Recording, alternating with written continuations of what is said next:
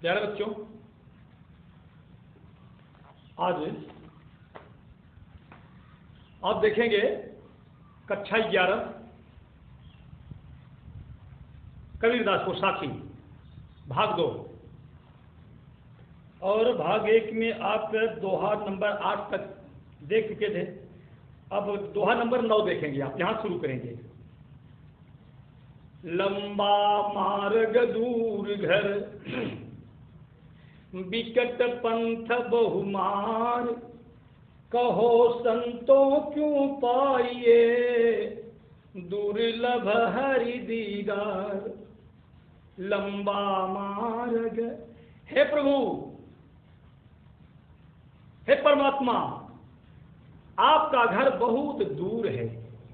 लंबा मार्ग दूर घर, आपका घर बहुत दूर है। दूर नगरी, बड़ी दूर नगरी, कैसे आऊं मैं कन्हाई तेरी। गोकुल नगरी, कैसे आऊं मैं कन्हाई। दूर घर लंबा मार्ग, मार्ग बहुत लंबा है, घर बहुत दूर है। प्यारे बच्चों, जिसका घर दूर होगा वहां तक पहुंचने का मार्ग भी लंबा होगा। बिकट पंथ, और रास्ता बहुत बीहड़ है, पंथ बहुत बीहड़ है, बिकट है। बहुमार, और मार माने यहां लुटेरे, और इस पथ पर बहुत से लुटेरे बैठे हैं। कहो संतों क्यों पाइए, दुर्लभ हरि दीदार। है संतों, फिर प्रभु का दर्शन, हरि का दर्शन कैसे होगा? उनका दर्शन तो बहुत दुर्लभ है। अब आइए जरा व्याख्या में चलेंगे संक्षिप्त में। लंबा मार्ग दूर घर, लंबा मार्ग का मतलब यह हुआ साधना का पथ बहुत लंबा है। लंबा मार्ग का मतलब हुआ जन्म जन्मांतर तक, कल्प कल्पांतर, युग युगांतर तक नाना प्रकार की योनियों में भटकता रहा, लेकिन प्रभु का दीदार न हो सका। बहुत समय बीत गया, कई जन्म जन्मांतर चले गए, लेकिन प्रभु का दर्शन हुआ नहीं। इसलिए कबीर ने लिखा कि लंबा मार्ग दूर घर, और प्रभु के पास पहुंचना इतना आसान नहीं है। बिकट पंथ, और रास्ते में बहुत झंझट है, बहुत दिक्कत है, मुसीबत है, अड़चन है, विघ्न है, बाधा है। और बहुमार, और इस साधना के पथ पर न बहुत से माया, अहंकार, लोभ रूपी लुटेरे बैठे हैं, जो साधक के साधना रूपी संपत्ति को लूट लेते हैं। ये लुटेरे क्या करते हैं? ये माया, अहंकार, लोभ, ये क्या करते हैं? ये साधक की साधना रूपी संपत्ति को लूटते हैं। ये मार हैं, ये लुटेरे हैं। हे संतों, फिर प्रभु का दर्शन कैसे होगा? और उनका दर्शन इतना आसान नहीं है, सुलभ नहीं है, दुर्लभ है। अगला देखिए। यहू तन जारो मसी करो, लिखो राम का नाम, ले खड़ी करूं करंक की, लिखी लिखी राम पठाऊं। यहू तन जारो मसी करो,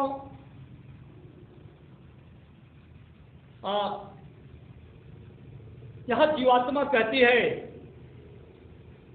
कि हे प्रभु, हे परमात्मा, मैं चाहती हूं कि अपनी शरीर को जला लूं और जला करके उसका क्या करूं, मसी करूं, उसका कागज बना लूं, स्याही बना लूं,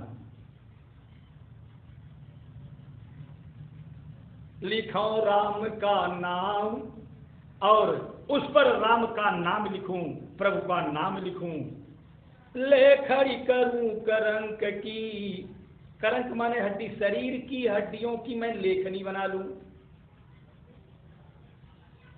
और उस करंक की कलम से, हड्डी की कलम से राम का नाम लिखूं और लिख करके राम के पास भेजूं। और जब मेरा संदेशा प्रभु के पास, मेरा पत्र प्रभु के पास जाएगा तो हो सकता है दीनदयाल पसीज जाए, द्रवित हो जाए और मेरे ऊपर कृपा करके मुझे इस भव सागर से पार करने। अगला देखिए, कै बिरहीन को मीच दे, कै आपा बिखलाई, आठ पहर के दाझड़ा, मुझसे सहा न जाए। कै बिरहीन को मीच, मीच माने मृत्यु, इस बिरहिणी जीवात्मा को मृत्यु दे दो। जीवात्मा कहती है परमात्मा से, हे परमात्मन, या तो मुझे मृत्यु दे दो या तो अपने स्वरूप को दिखला दो। आपा दिखलाई, अपने को दिखलाओ, अपना दर्शन दे दो। या तो मेरी मृत्यु कर दो या फिर अपने स्वरूप को दिखाओ, अपना दर्शन दे दो। आठ पहर का दाझड़ा, दिन के 4 पहर और रात्रि के भी 4 पहर, इस प्रकार से आठों याम है जग तेरे, 8 याम, 8 याम, 8 पहर, ये जो शरीर दग्ध होती है आपके वियोग में ना, मुझसे सहा न जाए, या मुझसे सहा नहीं जाता, बर्दाश्त नहीं होता। अगर यह सहन कभी कभी की होती ना तो मैं सह लेती, लेकिन ये रात दिन का दुख, प्यारे बच्चों, जैसा कि आप जानते हैं, अभी कान दर्द करने लगा, मान लीजिए रात का समय है और कान दर्द किया, फिर थोड़ा हल्का हो गया, बंद हो गया, फिर दर्द किया, हल्का हो गया, बंद हो गया, तो फिर हम सुबह होने का इंतजार करते हैं। सुबह होगा तो फिर डॉक्टर को दिखाएंगे, जाएंगे चिकित्सक के पास। और अगर लगातार अनवरत सतत सदा हर दम वह कष्ट बना रहे तो फिर हम सुबह होने का इंतजार करेंगे कि तुरंत रात में चिकित्सक के पास जाएंगे। 8 पहर के दाझड़ा, मुझसे सहा न जाए। प्रभु, अगर यह मेरी जलन, मेरी पीड़ा कभी कभी की होती तो मैं बर्दाश्त कर लेती, लेकिन 8 याम रात दिन मैं आपके वियोग में जलती रहती हूँ, आपकी याद में झुलसती रहती हूँ। इसलिए हे प्रभु, या तो इस बिरहिणी जीवात्मा को मृत्यु दे दो, नहीं तो अपना दर्शन दे दो। अगला देखिए, कबीर रेख सिंदूर की काजल दिया न जाए, नैनु रमैया रमी रहा, दूजा कहाँ समाए। कबीर रेख सिंदूर की, सौभाग्यवती जो स्त्रियां होती हैं अपने मांग में सिंदूर की रेख खींचती हैं, रेखा खींचती हैं, और सिंदूर की रेखा के स्थान पर काजल नहीं लगाती। यहाँ काजल विषय वासनाओं का प्रतीक है। प्यारे बच्चों,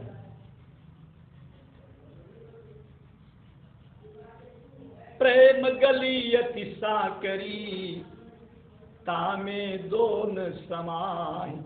प्रेम की गली जो है, प्रेम का रास्ता बड़ा तंग है, इसमें प्रभु का स्मरण होता रहे प्रभु के ध्यान में यह मन गोता लगाता रहे और विषय वासनाओं में मन भटकता रहे, यह संभव है? ऐसा नहीं हो सकता। अगर प्रभु का स्मरण ध्यान में आया तो विषय वासना अपने आप इस अंतःकरण से 9 2 11 1 2 3 हो जाएगी, भाग जाएगी। तो यहां जीवात्मा कहती है कि मैंने पहले मार्ग में सिंदूर की रेखा खींच ली है, और यानी मेरा प्रेम प्रभु से हो गया है जी, मैं सौभाग्यवती हो गई, प्रभु से मेरी लगन हो गई, प्रभु से मेरी यारी हो गई। और अब ये मेरा मन विषय वासना में जाएगा नहीं। भरी सराय रहीम लखी पथिक आप फिर जाए, और मेरे नेत्र में, मेरे अंतःकरण में, मेरे नेत्र में राम रम रहा है, तो फिर काजल के लिए स्थान ही कहां बचता है? मेरे अंतःकरण में मेरा प्रभु निवास कर रहा है, तो विषय वासनाओं के लिए स्थान ही नहीं बचेगा। अगला देखेंगे। सायर नाही सीप बिन स्वाति बूंद भी नाय, कबीर मोती नीपजय शून्य शिखर गढ़। देखिए, मोती की उत्पत्ति के लिए 3 उपादान जरूरी हैं। स्वाति नक्षत्र का जल, सीप और सागर। स्वाति नक्षत्र का जल, सीप और सागर, लेकिन तब मोती का निर्माण होता है। लेकिन यहां कबीरदास जी कहते हैं मोती श्रेष्ठ है। मोती के 2 अर्थ, मोती का एक अर्थ मुक्ता और एक अर्थ मुक्त, मोक्ष।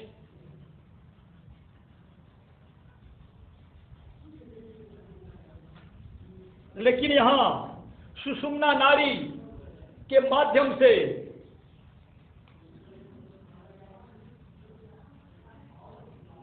जो कुंडलनी जागृत होती है ना, जब मोक्ष मिलता है, वहां जो मोती उत्पन्न होती है ना, न तो वहां सागर है, सायर नाही सीप बिन, सीप भी नहीं है, स्वाति नक्षत्र भी नाही, स्वाति नक्षत्र का जल बूंद भी नहीं है। लेकिन यहां गजब की मोती उत्पन्न होती है। चलिए, क्लास में इसकी चर्चा विस्तार से होगी, पहले इतना समझ लीजिए, व्याख्यावाद में अर्थ पहले। अगला देखेंगे। पारी ही तय हिम भया, हिम होई गया बिलाय, जो कुछ था सोई भया, अब कुछ कहा न जाय। यार बच्चों देखिए, कबीर की भाषा पंचमेल खिचड़ी कही जाती है। यहां देखिए राजस्थानी भाषा का पुट मिलता है। पारी, पानी ही ते हिम भया, हिम वही गया बिलाई। पानी माने पानी, पानी से बर्फ बनता है। हिम वही गया बिलाई, और हिम बर्फ पुनः पिघल करके पानी बन जाता है। जल से बर्फ और बर्फ पिघल करके पुनः पानी बन जाता है। ठीक उसी प्रकार से यह इस परमात्मा से निकल करके जीवात्मा का निर्माण होता है, और जीवात्मा कठिन साधना करके पुनः जा करके परमात्मा में मिल जाती है। जैसे पानी से बर्फ बनता है, फिर बर्फ पिघल करके पुनः अपने पुराने रूप में आ जाता है, उसी प्रकार से जीवात्मा कठिन साधना करके पुराने रूप में, पुराने स्वरूप में परमात्मा में जा करके मिल जाती है। पानी ही से हिम भया, हिम हो गया बिलाय, हिम पुनः पानी हो गया। जो कुछ था सोई भया, जो कुछ था वो हो गया। अब आगे कुछ कहा न जाए, आगे कहने और करने के लिए बचता ही क्या है।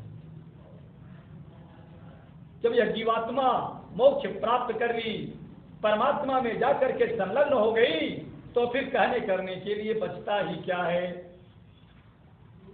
चलिए अगला देखेंगे। पंखी उड़ाड़ी गगड़ को, पुनः देखेंगे आप राजस्थानी भाषा का पुट। पंखी उड़ाड़ी गगन क्यों, पिंड रहा परदेश, पानी पिया चंचु बिन भूल गया यह देश।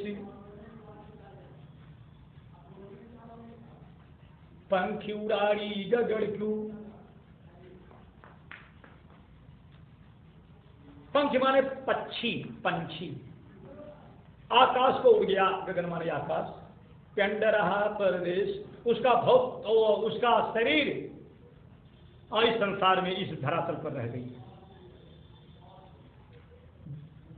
पानी पिया चंच बिना, और पानी उसने चोंच के बिना पिया, फिर भूल गया यह देश। फिर यह इस मृतलोक को, इस धरातल को वह भूल गया, जहां फिर नहीं आया। अब जरा रूपक देखेंगे, रूपक कैसे बनता है। पंखी उड़ाड़ी गगन क्यों, पंख यानी पक्षी, जीवात्मा का प्रतीक। पिंड शरीर का, पानी ब्रह्मानंद, चंच इंद्रियां। अब देखेंगे, यह जीवात्मा रूपी पक्षी आकाश में उड़ा, पंखी उड़ाड़ी गगन क्यों। यह जीवात्मा रूपी पक्षी आकाश में उड़ा, पिंड रहा परदेश, उसका भौतिक शरीर इस नाशवान शरीर में ही पड़ा रहा। शरीर धरातल पर और जीवात्मा उड़ गई। पंखी उड़ाड़ी गगन क्यों, और पानी पिया चंचु बिन, वहां इंद्रियों के बिना ब्रह्म आनंद का पान किया। पानी या ब्रह्म आनंद का प्रतीक है। चोंच के बिना उस जीवात्मा रूपी पक्षी ने, यानी इंद्रियों के बिना, इंद्रियां तो यहीं रह गई है धरातल पर, जीवात्मा ही तो ऊपर गया। इसलिए इंद्रियों के बिना जब वह ब्रह्मानंद का पान किया, तब भूल गया यह देश, फिर इस धरातल पर नहीं आया। इस भूतल पर, अवनीतल पर, महीतल पर, धरातल पर नहीं आया, यानी उस जीवात्मा को मोक्ष मिल गया। वह धरातल पर नहीं आया का मतलब हुआ कि निर्वाण मिल गया, उसे मोक्ष प्राप्त हो गई। अगला देखेंगे। पिंजर प्रेम प्रकाशिया, पिंजर प्रेम प्रकाशिया, अंतर भया उजासी, मुखी कस्तूरी महमही, बारी फूटी बासी। पिंजर प्रेम प्रकाशिया, इस शरीर रूपी पिंजड़े में प्रकाश उत्पन्न हुआ। पिंजर, पिंजर माने पिंजड़ा, पिंजड़ा माने शरीर, काया। यह पिंजड़ा हुआ पुराना, मन पंछी को उड़ जाना। हरि नाम सुमिर ले प्यारे, यह मौका हाथ न आना तेरी जिंदगानी का। 2 दिन में उड़ जाए नशा जवानी का हो। मन में सोच विचार बुलबुला पानी क्या। 2 दिन में उड़ जाए नशा जवानी क्या हो। ये जीवन तेरा ऐसे पानी में बतासे जैसे, जब यम की मार पड़ेगी तब प्राण बचेंगे कैसे तेरी मनमानी क्या। 2 दिन में उड़ जाए नशा जवानी का वे। मन में सोच विचार बुलबुला, हाय हाय हाय, मन में सोच विचार बुलबुला, पानी क्या 2 दिन में उड़ जाए नशा जवानी का। ये जवानी स्थिर रहने वाली नहीं है, ये शरीर स्थिर रहने वाली नहीं है। पिंजर माने शरीर, पिंजरा, पिंजर प्रेम प्रकाशिया। जब इस शरीर में प्रभु प्रेम का प्रकाश हुआ, तब अंदर भया उजास माने उजाला, तो अंतःकरण में उजाला हो गया। अंतःकरण में उजाला होने का मतलब कि छल कपट दंभ पाखंड झूठ अन्याय अत्याचार लोभाचार पापाचार दुष्टता जो थी सब भाग गई, निकल गई सब।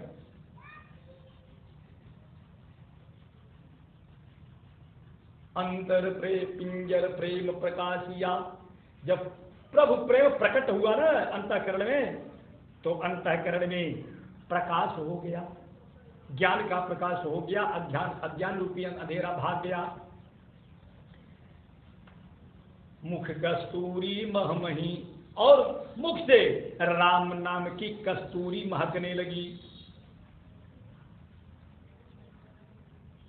बाड़ी फूटी बस, और बाड़ी से प्रभु प्रेम की सुगंध फूट गई। बाड़ी से प्रभु प्रेम की सुगंध फूटने लगी।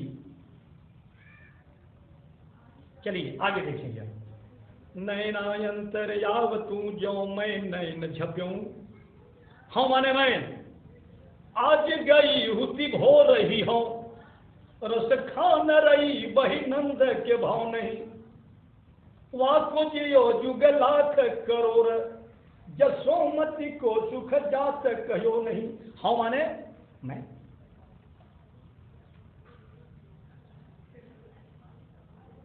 नयनायंतर यावतू जो हूं, हाँ माने मैं, जैसे ही मैं नयन को झपकाऊं, जैसे ही मैं नेत्र को झपकाऊं ना, हे प्रभु मेरे नेत्र के पलक के अंदर आकर के निवास करो, बस जाओ, बसो मेरे नयनन में नंदलाल। नयना अंतर जावतू, हे प्रभु मेरे आपके अंदर आ जाओ। और कब जाओ? जो मैं नई पलक झपयूं, जैसे मैं अपने पलक को झपकाऊं बंद करूं, मेरे आपके अंदर आ जाओ। और ना हो देखो और को हमारे में, जिससे मैं और को न देखने पाऊं, ना तुझे देख न दे, और आपको दूसरे को भी न देखने दूं, यानी आपको कोई दूसरा न देखने पाए, और मैं आपके सिवाय किसी दूसरे को न देखूं। हे मेरे ईश्वर, हे मेरे परमात्मा, हेरी मैं तो प्रेम दीवानी, मेरो दर्द न जाने को। जैसे ही परमात्मा मैं अपने पलक को झपकाऊं, मेरे आंख के अंदर आ जाओ, और जिससे मैं किसी दूसरे को न देखूं और किसी दूसरे को आपको भी न देखने दूं, कोई दूसरा आपको न देखने पाए। अगला देखिए। कबीर हरि रसियों पिया, बाकी रही न था की, पाका कलश कुम्हार का, बहुरी न चढ़ई चाकी। प्यारे बच्चों, चलिए अगले उसमें देखेंगे, आप अगले वीडियो में देखेंगे, समय ज्यादा हो गया है।